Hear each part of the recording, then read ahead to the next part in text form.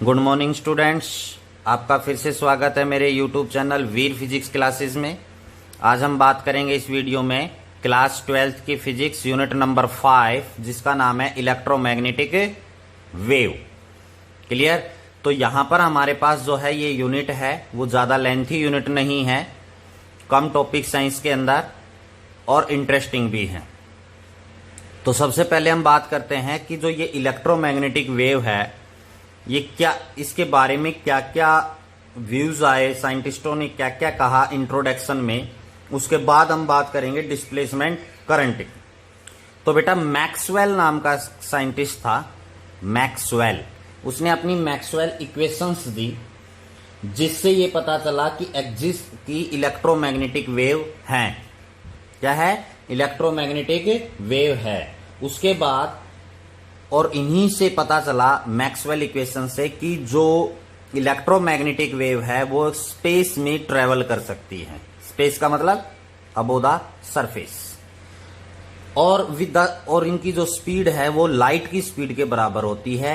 Means 3 × 10⁸ metre पर second की speed से ट्रेवल कर सकते हैं, जो कि लाइट की स्पीड है। क्लियर? उसके बाद हर्ट्ज नाम का एक साइंटिस्ट आया। हर्ट्ज ने एक्सपेरिमेंट किया इलेक्ट्रोमैग्नेटिक वेव के ऊपर। फिर उसके बाद एक मार्कोनी नाम का साइंटिस्ट आया जिसका नाम आप लोगों ने सुना होगा, जो कि वायरलेस कम्युनिकेशन का फादर कहा जाता है। जिसको वायरलेस कम्युनिकेशन का क्या कहा जाता है? फादर। मींस जो ये वायरलेस कम्युनिकेशन हुआ था, बिना बगैर वायर के कम्युनिकेट करना, ये मार्कोनी ने बताया था। मार्कोनी ने इसके ऊपर एक्सपेरिमेंट किया था और जिसके अंदर वायरलेस कम्युनिकेशन के अंदर कौन इन्वॉल्व है? इलेक्ट्रोमैग्नेटिक वेव है वो इन्वॉल्व होती है। क्लियर? तो ये मार्कोनी ने कहा। तो सबसे पहले किसने कहा? मैक्सवेल ने अपनी इक्वेशंस दी जिससे पता चला कि इलेक्ट्रोमैग्नेटिक वेव है और वो वेलोसिटी ऑफ लाइट से ट्रेवल कर सकती है। उसके बाद इनके ऊपर हर्ट्ज ने भी एक्सपेरिमेंट किया। उसके बाद मार्कोनी ने किया और एक वायरलेस कम्युनिकेशन के बारे में बताया और वायरलेस कम्युनिकेशन को किया भी मार्कोनी ने, इसलिए उसको फादर ऑफ कम्युनिकेशन यानी वायरलेस कम्युनिकेशन कहा जाता है। अब इलेक्ट्रोमैग्नेटिक वेव में इस यूनिट में हमारे पास एक इंपॉर्टेंट टॉपिक आता है डिस्प्लेसमेंट करंट। कि क्या होता है ये डिस्प्लेसमेंट करंट, इसके बारे में स्टडी करते हैं।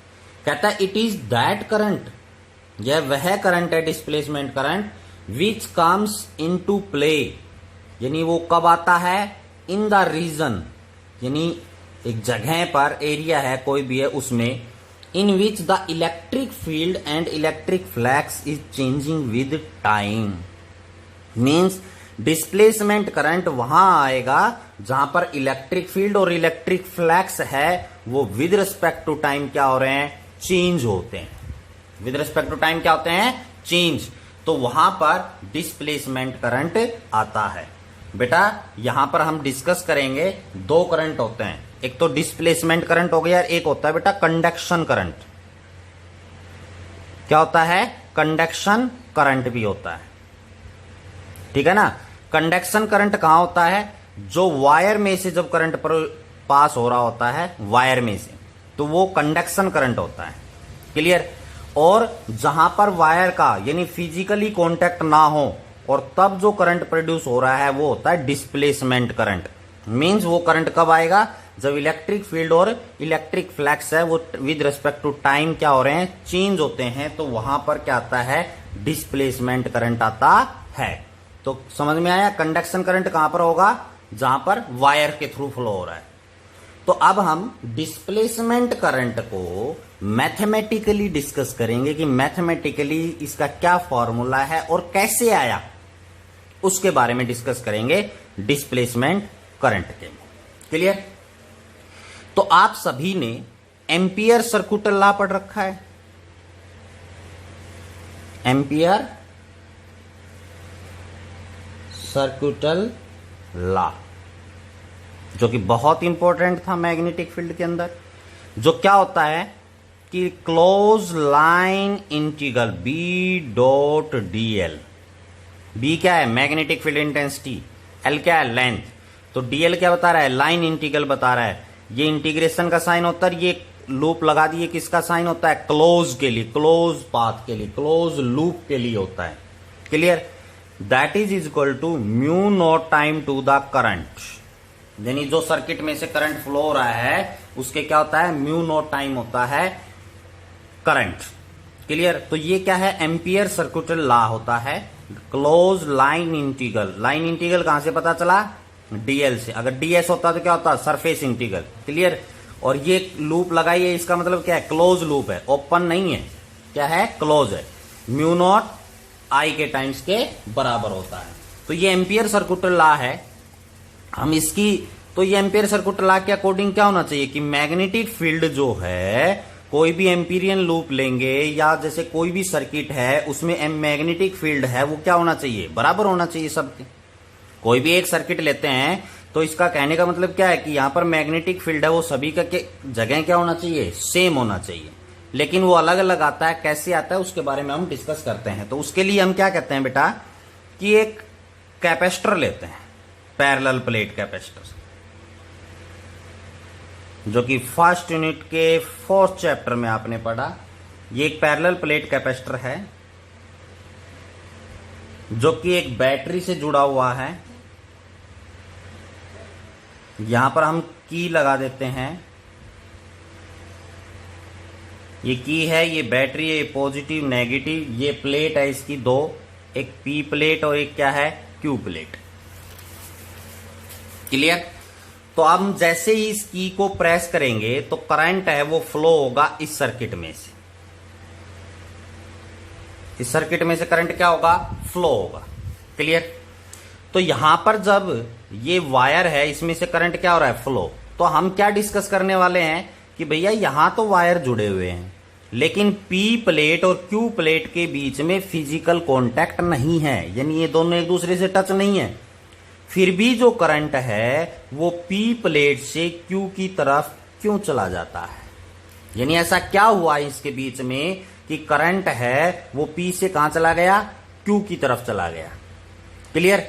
तो ये हम यहां पर डिस्कस करेंगे, उसी से हम निकालेंगे डिस्प्लेसमेंट करंट। ध्यान से समझना इसको। तो जैसे ही करंट जाएगा तो यहां पर ये वायर है, तो यहां पर हम क्या ड्रॉ कर दें, एक एम्पीरियन लूप ड्रॉ कर दें। क्या ड्रॉ कर दें, एम्पीरियन लूप। तो आपको पता है एम्पीरियन लूप क्या है, यानी वह लूप है जिसके हर एक पॉइंट के ऊपर चाहिए, यहां पर, यहां पर, यहां पर, यहां पर, हर जगह मैग्नेटिक फील्ड इंटेंसिटी की वैल्यू सेम रहेगी। तो वो होते हैं एम्पीरियन लूप। तो जैसे यहां पर हमने एक एम्पीरियन लूप ली जिसकी रेडियस जो है वो आर रेडियस है, इसकी रेडियस क्या है, आर है। क्लियर? तो यहां पर हम क्या निकालेंगे, जो एम्पियर सर्किटल लॉ है इसको देखते हैं। तो ये लूप है, इसका नाम दे देता हूं मैं C1। क्या नाम दे दिया, इस लूप का नाम क्या है, C1 नाम है। क्लियर? तो यहां पर क्या होगा, Surf line integral B dot DL। Clear? तो यहां से हम जब डॉट प्रोडक्ट को हटाते हैं तो क्या आता है, कॉस। तो इंटीग्रेशन BDL कॉस थीटा कहता है, लेफ्ट हैंड साइड लेके चल रहे हैं, BDL कॉस थीटा। तो यहां पर इंटीग्रेशन BDL, यहां पर थीटा है वो क्या है, 0। कैसे आएगा 0, यहां पर मैग्नेटिक फील्ड की डायरेक्शन और डीएल मतलब जो स्मॉल लेंथ यहां पर लेंगे, जो कि एम्पीरियन सर्किटल लॉ में आप लोगों ने सीखा हुआ है। तो उसी से ही यहां पर आपके पास एंगल कितने आएगा, 0। तो cos 0 की वैल्यू कितनी होती है, 1। तो इसलिए यहां पर आ जाएगा BDL that is equal to mu not I के बराबर, that is equal to mu not I. अब इसके बाद यहां पर जब इसका इंटीग्रेशन करेंगे तो BDL का इंटीग्रेशन आ जाएगा L म्यू नॉट आई, क्योंकि B कांस्टेंट बाहर चला जाएगा, 1 बच जाएगा DL के साथ। तो 1 का जो इंटीग्रेशन होगा वो कितना होगा, जिसके रेस्पेक्ट में आप इंटीग्रेशन कर रहे हो वही। तो L के में कर रहे हो तो L आ गया। क्लियर? तो BL क्या है, लेंथ। लेंथ किसकी लेनी है, एम्पीरियन लूप की। ये बातें आपने एम्पियर सर्किटल लॉ के अंदर एक्सप्लेन की हुई है, इन बातों को ध्यान रखना है। तो यहां पर लेंथ किसकी लेंगे, एम्पीरियन लूप जो आपने ड्रॉ की है। तो इसकी लेंथ किसके बराबर होगी बेटा, सरकमफ्रेंस के बराबर, मतलब 2 पाई आर के बराबर, that is equal to mu not I, that is equal to mu not I. तो यहां से हम मैग्नेटिक फील्ड निकालेंगे B, that is equal to क्या हो जाएगा, mu not I divided by 2 pi R. तो कहने का मतलब है यहां पर जो ये C1 लूप ली हमने, इस पर मैग्नेटिक फील्ड कितना आ गया, mu not I divided by 2 pi r. Clear. अब हम बात करते हैं, क्या बात करते हैं कि इसके अंदर ये जो आपके पास P प्लेट है और Q प्लेट है, इसके बीच में क्या है, स्पेस। क्लियर। तो हम क्या करते हैं कि एक लूप और ड्रॉ करते हैं C से ही टच होती हुई, किससे टच होती हुई, C से ही टच होती हुई, किसके अराउंड में, P के अराउंड में। कौन सी प्लेट है, P प्लेट के अराउंड में। और यहां पर जो आपके पास सरफेस जो है वो नीचे का, वो किसकी शेप में बनेगा, टिफिन, जो आप लंच बॉक्स लेके जाते हो। क्या लेके जाते हो, लंच बॉक्स, टिफिन लेके जाते हो स्कूल में, अच्छी अच्छी चीजें लेके जाया करो। क्यों, क्योंकि आप स्वस्थ रहेंगे उस चीज को, अगर अच्छा खाएंगे तो स्वस्थ रहेंगे। तो यहां पर एक एम्पीरियन लूप हमने यहां पर फिर से ड्रॉ की, जिसकी शेप है, कहां पर है, ये पी प्लेट के में। तो यहां पर एस इसका क्या है, सरफेस, जो कि टिफिन के नीचे का सरफेस होता है उसी तरह है, और एक ये लूप है। क्लियर। तो यहां पर हम क्या करते हैं, इस लूप के ऊपर, या आप कहते हैं एट सरफेस एस, आइए एस सरफेस लिया, ये टिफिन शेप का, इस लाइन को मैं मिटा देता हूं यहां से। क्लियर, ये वाला। तो एट सरफेस एस, तो हम क्या अप्लाई करेंगे, एम्पियर सर्किट लॉ अप्लाई करेंगे। तो यहां पर क्या हो जाएगा, close line integral B D L Y theta 0 होगा। यहां पर म्यू नॉट आई, या मैं पहले वेक्टर फॉर्म में लिख देता हूं, B dot D L is equal to mu not I. तो बेटा यहां पर पी प्लेट और क्यू प्लेट के बीच में करंट जो है आई इज इक्वल टू 0। कौन सा करंट, यही कंडक्शन करंट जिसको हम बोलते हैं, जो मैंने अभी स्टार्टिंग में बताया, वायर है वहां पर क्या है, कंडक्शन करंट, लेकिन यहां पर क्या नहीं है, वायर नहीं है। तो यहां पर कंडक्शन करंट आई है, वो किसके बराबर होगा, 0 है। तो इसका मतलब यहां पर बी है वो क्या आएगा, 0 आएगा। क्लियर, आई 0 है, तो यहां से मैग्नेटिक फील्ड निकालेंगे तो बी क्या आ गया, 0 आ गया। तो अब आपने क्या देखा कि C1 लूप के अंदर, किसके अंदर, जो ये C1 लूप हमने ली थी, उसके पास तो मैग्नेटिक फील्ड है वो ये आ गया, लेकिन अंदर जो है वो मैग्नेटिक फील्ड कितना आया, 0 आया। तो इसका मतलब जो ये एम्पियर सर्कुटल लॉ है, इसके अंदर कुछ मिसिंग है। मैग्नेटिक फील्ड दोनों जगह, अगर ये लॉ इस प्रकार के केसेस में एप्लीकेबल होता तो C1 लूप और S सरफेस दोनों पर मैग्नेटिक फील्ड बराबर आना चाहिए था। लेकिन क्या हुआ, यहां पर मैग्नेटिक फील्ड आ गया, अंदर S सरफेस है, यहां पर मैग्नेटिक फील्ड कितना हो गया, 0। तो इसी के ऊपर क्या है कि एम्पियर सर्किट लॉ के अंदर कुछ मिसिंग है। तो मैक्सवेल जो साइंटिस्ट था, उसने एम्पियर सर्किट लॉ के ऊपर आर्ग्यू भी किया था। क्या किया था, आर्ग्यूमेंट, कि भैया ये चीज तो गलत है, इसके अंदर कुछ ना कुछ इस प्रकार के केसेस में इसमें कुछ ना कुछ क्या है, मिसिंग है, कुछ और ऐड होना चाहिए, तभी ये जो है वो यहां पर एम्पियर सर्किट लॉ है वो अप्लीकेबल होगा। तो इसके अंदर क्या मिसिंग है, क्या रह गया, वो हम निकालते हैं, कि जिसकी वजह से जो ये डिस्प्लेसमेंट करंट है वो क्या होगा, कंप्लीट होगा। ठीक है, एम्पियर सर्किट लॉ में क्या है, मिसिंग है कुछ, तो वो क्या है वो निकालते हैं। तो उसके लिए हम क्या कहते हैं बेटा, आगे चलते हैं हम, कि जैसे ये पैरेलल प्लेट है, P और Q पैरेलल प्लेट है, इसके ऊपर आपके पास कौन सा चार्ज है, पॉजिटिव चार्ज है P प्लेट के ऊपर, बोला है या नहीं है। Q प्लेट के ऊपर कौन सा चार्ज है, नेगेटिव है। और ये चार्ज है वो कहां होगा, अंदर होगा। क्या होगा, अंदर। मैं यहां पर डायग्राम बना देता हूं फिर से, ये P प्लेट, ये आपके पास Q प्लेट, P प्लेट है और ये Q प्लेट है। तो इनको पॉजिटिव से जोड़ा गया, तो इस प्लेट के ऊपर कौन सा चार्ज है, पॉजिटिव, और इस Q प्लेट के अंदर की साइड चार्ज कितना है, नेगेटिव। क्योंकि पैरेलल प्लेट कैपेसिटर, या आपने पढ़ा था कि magnetic field between the two parallel plates, तो अगर अपोजिट साइन की दो प्लेट्स हैं तो उसके अंदर इलेक्ट्रिक फील्ड इंटेंसिटी होगी, आउटसाइड इलेक्ट्रिक फील्ड इंटेंसिटी क्या होती है, जीरो होती है। ये फर्स्ट यूनिट के फोर्थ चैप्टर में कैपेसिटर वाले में। क्लियर? तो यहां पर हम कहते हैं कि जो ये पैरेलल प्लेट कैपेसिटर है इसके ऊपर चार्ज कितना है, क्यू चार्ज है, इसका एरिया क्या है, ए है। तो यहां पर electric field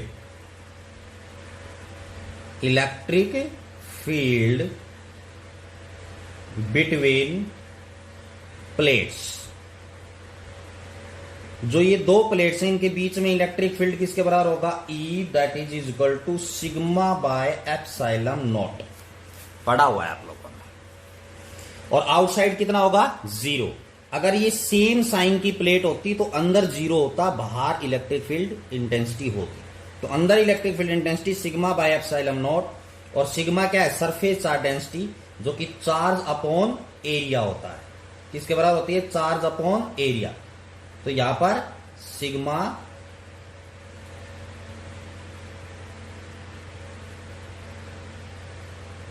epsilon not. Clear? तो अब यहां पर इलेक्ट्रिक फील्ड इंटेंसिटी अगर हम कहें E that is equal to Q by epsilon not A के बराबर आ गई। ये कहा हुई, प्लेट्स के अंदर, जो पैरेलल प्लेट कैपेसिटर है इसके अंदर होगी। क्लियर? इसके बाद इलेक्ट्रिक फ्लक्स जो कि फाई ई के बराबर होता है। तो इलेक्ट्रिक फ्लक्स फाई ई किसके बराबर होता है, E डॉट ए एरिया। तो यहां पर E इलेक्ट्रिक फील्ड इंटेंसिटी, ए एरिया है, कॉस 0 डिग्री मैक्सिमम होगा, और फ्लक्स है तो यहां पर आपके पास cos 0 की वैल्यू कितनी होती है, 1। तो यहां पर इलेक्ट्रिक फ्लक्स फाई ई किसके बराबर हो जाएगा, ई ए। ई की वैल्यू कहां से पुट करेंगे, Q by epsilon not A into A. E की वैल्यू यहां से पुट कर दी, ए हमारे पास था ही, तो अब ए से क्या हो गया, कैंसिल। तो यहां पर इलेक्ट्रिक फ्लक्स की वैल्यू किसके बराबर होगी, क्यू बाय एप्सिलॉन नॉट के बराबर।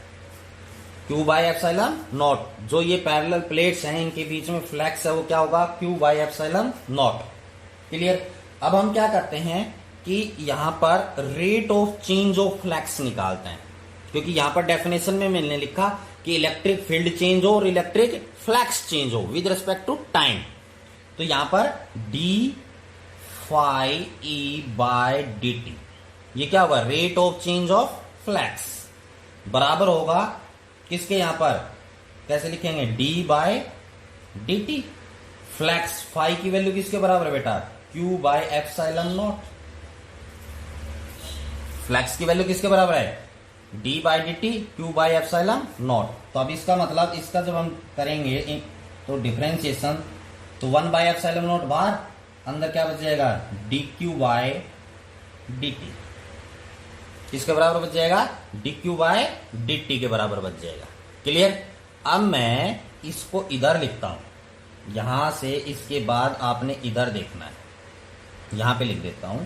तो यहां पर आपके पास क्या आ गया, D phi by D T is equal to 1 by epsilon not, D Q by D T क्या है, rate of change of charge.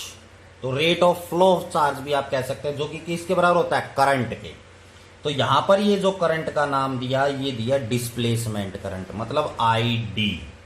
ये क्या दिया, आई डी, डिस्प्लेसमेंट करंट। तो I D that is equal to epsilon not D phi E by D T. This is the displacement current.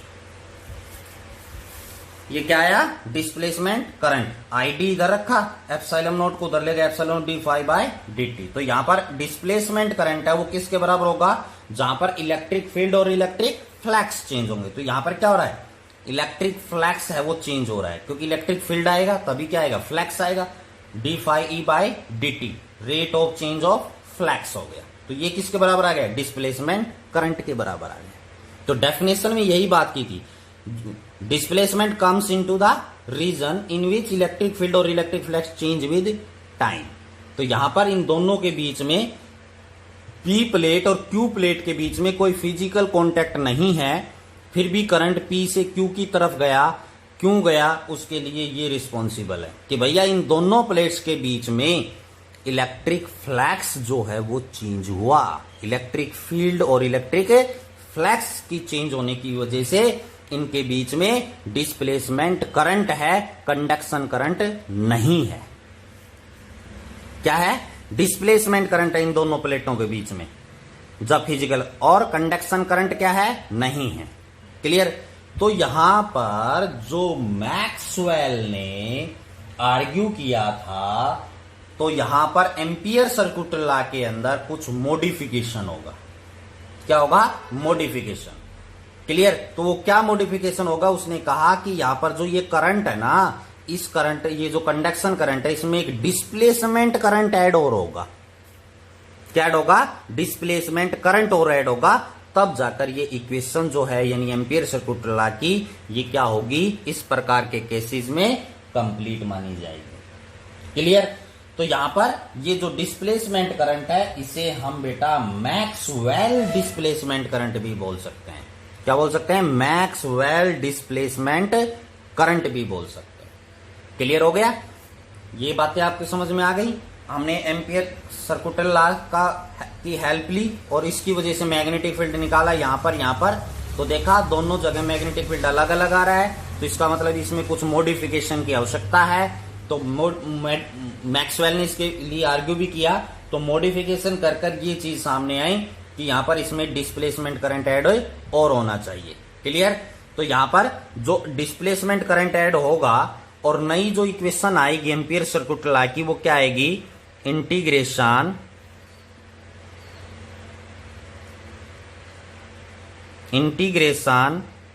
B dot D L that is equal to mu not, और अंदर आपके पास क्या बच जाएगा? I plus I D. मतलब conduction current plus displacement current, ये और ऐड हो जाएगा। और तो यहां पर एम्पियर सर्किट लॉ आ जाएगा modify Maxwell modify Ampere circuit law इसको बोलते हैं। क्लियर? ये इस प्रकार के केस में यूनिट 5 में यूज करना है। कभी इसको मॉडिफाई को वहां पर लेके भी करेंगे तो भी डिस्प्लेसमेंट करंट क्या हो जाएगा? जीरो। जहां पर करंट है वायर के थ्रू, वहां डिस्प्लेसमेंट करंट जीरो होगा, कंडक्शन करंट होगा। क्लियर हो गया? कोई दिक्कत? मॉडिफाई है तो ये डिस्प्लेसमेंट करंट के बारे में कुछ डेफिनेशन और एक इंपॉर्टेंट आर्टिकल था। आइए बच्चों, अब हम बात करते हैं इसी में next topic, continuity of current, जो कि डिस्प्लेसमेंट करंट के जस्ट जुड़ा हुआ है। कंटिन्यूटी ऑफ करंट, तो कंटिन्यूटी का मतलब क्या होता है? लगातार। करंट का फ्लो है वो क्या होता है? लगातार होता है। ठीक है? जैसे अभी हमने कैपेसिटर का एग्जाम्पल लिया था, तो दो प्लेट्स थी पी और क्यू, उनके बीच में कोई फिजिकल कांटेक्ट नहीं था, लेकिन फिर भी करंट पी से कहां जा रहा था? क्यू जा रहा था। क्लियर? तो मतलब करंट है वो वायर है, तब भी से उनके बीच में कोई फिजिकल कांटेक्ट नहीं है जैसे कैपेसिटर के फॉर्म में। ऐसा नहीं है कि कोई भी वायर इतनी दूर रख दिया करंट आ गया। वो कब होगा? जब कुछ अलग कंडीशंस होंगी, बहुत ज्यादा हाई वोल्टेज वगैरह होंगी, तब अप्लीकेबल है। तो जैसे हम कैपेसिटर के केस में आपको समझा रहे हैं, तो वहां पर आपके पास क्या है? दोनों प्लेट्स हैं, उनके बीच में करंट है, फ्लो हो रहा है। तो कंटिन्यूटी में करंट में ये बताया कि करंट है ना वो कंटिन्यू रहेगा। क्लियर? तो आपको पता है Maxwell modify Ampere circuit law जो अभी डिस्प्लेसमेंट करंट हमने निकाला, B dot D L that is equal to mu naught into I plus I D. I क्या है?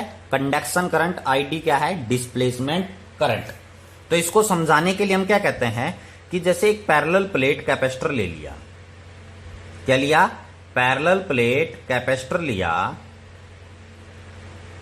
जिसकी वही दो प्लेट हैं, एक प्लेट का नाम P है, एक प्लेट का नाम Q है।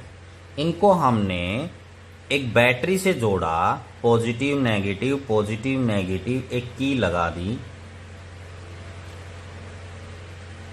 ये पॉजिटिव नेगेटिव। तो इस प्लेट के ऊपर कौन सा चार्ज होगा? पॉजिटिव। इसके ऊपर कौन सा चार्ज होगा? नेगेटिव। इसके ऊपर पॉजिटिव, इसके ऊपर कौन सा चार्ज होगा? नेगेटिव। जैसे ही हम इस की के को प्रेस करेंगे तो इसमें से करंट है वो क्या होगा? फ्लो होगा। करंट है वो क्या होगा? फ्लो। आई करंट है वो फ्लो होगा। तो यहां पर जो वायर है इसमें से जो करंट फ्लो होगा वो कौन सा करंट होगा बेटा? Conduction current. आई कौन सा करंट होगा? Conduction current. लेकिन इन दोनों प्लेटों के बीच में कौन सा करंट होगा? Displacement current. तो इसके लिए हम क्या कहते हैं कि जैसे हमने बाहर ली थी, ये पी प्लेट के लेफ्ट हैंड साइड एक लूप ली थी जिसका नाम था C1। क्या थी? लूप C1, जिसकी रेडियस क्या थी? R। तो यहां पर हम लिखते हैं फॉर लूप C1, जो लूप C1 है, क्योंकि यहां पर हम क्या दिखाएंगे? Continuity of current. मतलब C1 लूप और एक अंदर लूप लेंगे तो वहां पर करंट क्या दिखाएंगे? सेम दिखाएंगे हम। क्लियर? तो उसे हम क्या कहते हैं? कंटिन्यूटी ऑफ करंट कहते हैं। तो यहां पर आपके पास लूप यहां पर C1 के लिए तो यहां पर क्या है? इलेक्ट्रिक फ्लक्स कितना है? 0। इस लूप के लिए इलेक्ट्रिक फ्लक्स फाई ई कितना है? 0, क्योंकि यहां पर इलेक्ट्रिक फ्लक्स नहीं है, मतलब मैग्नेटिक फील्ड वगैरह यहां पर क्या चेंज नहीं हो रहा है, सीधा करंट में कंडक्शन करंट है वो फ्लो हो रहा है इसके अंदर। तो यहां पर इलेक्ट्रिक फ्लक्स है वो किसके बराबर है? 0। तो the rate of change of electric flux है वो भी किसके बराबर होगा? 0 के बराबर होगा। There is no electric flux. Clear? तो यहां पर आपके पास क्या है कि टोटल करंट निकालेंगे I प्लस ID, मतलब conduction current plus displacement current, जो कि यहां पर हमने डिस्कस किया। तो कंडक्शन करंट क्या हो जाएगा? I प्लस डिस्प्लेसमेंट करंट किसके बराबर होता है बेटा? Epsilon not D phi E by D T displacement current होता है, अभी निकाला। तो यहां पर I प्लस 0, क्योंकि D phi E by D T क्या है? 0 है। तो यहां पर I प्लस आई डी, यानी जो टोटल करंट है वो किसके बराबर आ गया? I के बराबर आ गया। मैं यहां पर लिख देता हूं। तो यहां पर I plus I D is equal to I, किसके लिए? लूप C1 के लिए। This is equation number first. Clear हो गया?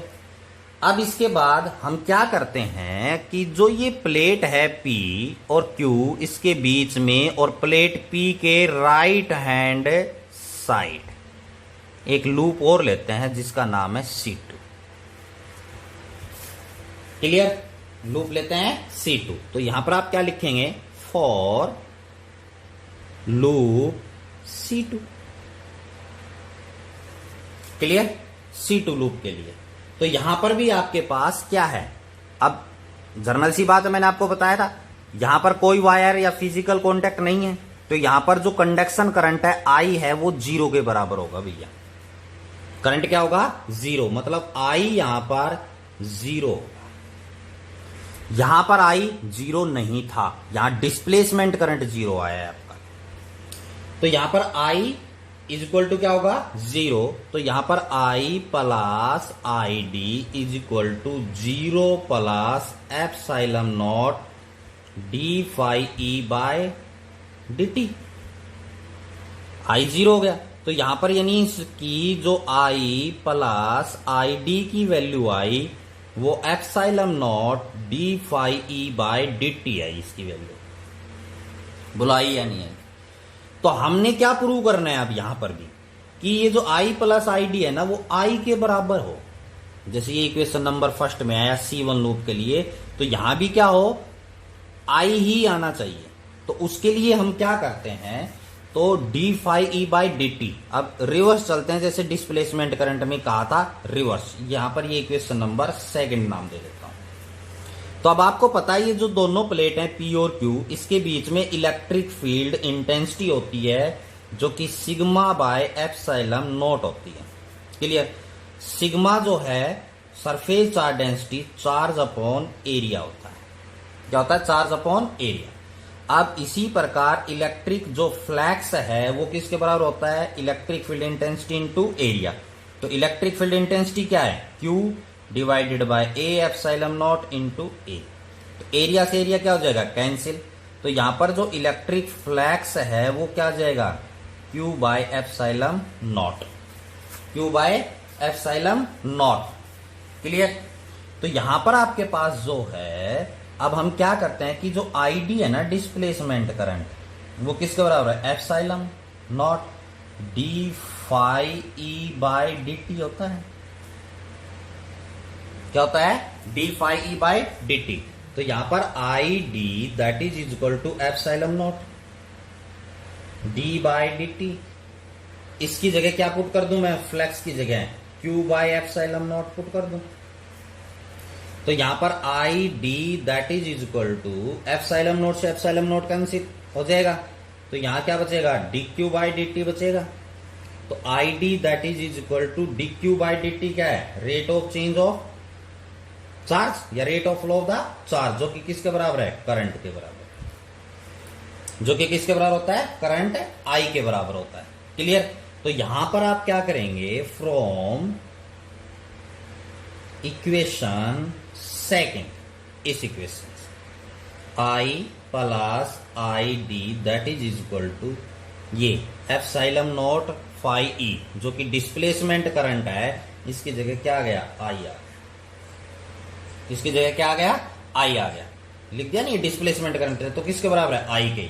तो यहां पर ये इक्वेशन नंबर क्या हो गई, थर्ड। इक्वेशन नंबर क्या हो गई, थर्ड। तो फ्रॉम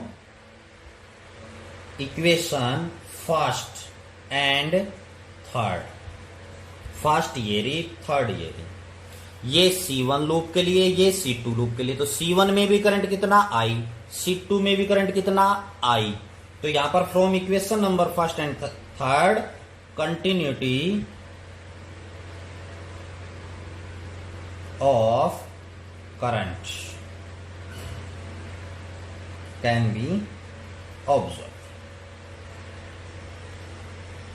यानी यहां से दोनों इक्वेशनों से कंटिन्यूटी ऑफ करंट है, इसको हम प्रूव कर सकते हैं या इसको हम देख सकते हैं। Continuity of current means current है वो कंटिन्यूली क्या होता है, फ्लो होता है। मतलब C1 में भी इसकी वैल्यू, C1 में भी इसकी वैल्यू और C2 पर भी इसकी वैल्यू क्या होती है, सेम होती है। क्लियर। तो ये कंटिन्यूटी ऑफ करंट से रिलेटेड था। तो आज हमने इस यूनिट के अंदर डिस्कस किया डिस्प्लेसमेंट करंट और कंटिन्यूटी ऑफ करंट। क्लियर। आज के लिए इतना ही, फिर मिलते हैं नई वीडियो के साथ। Thank you and